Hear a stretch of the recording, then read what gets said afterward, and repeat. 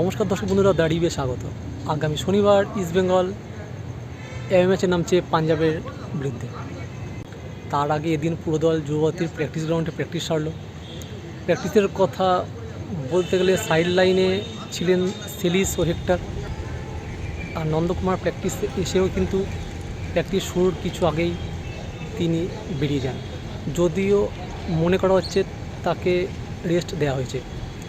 আর পুরো দল কিন্তু পুরোদমে প্র্যাকটিস করলো। আরও একটা বিষয় যেটা বলার, ইস্টবেঙ্গলের বেশ কিছু ম্যাচ যেমন এফসি, আইএসএল, মার্চে ঘন ঘন কিছু ম্যাচ আছে।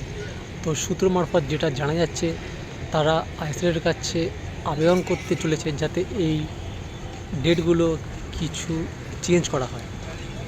তো চলুন দেখে নেওয়া যাক প্লেয়ারদের প্র্যাকটিসে ঢোকার কিছু মুহূর্ত।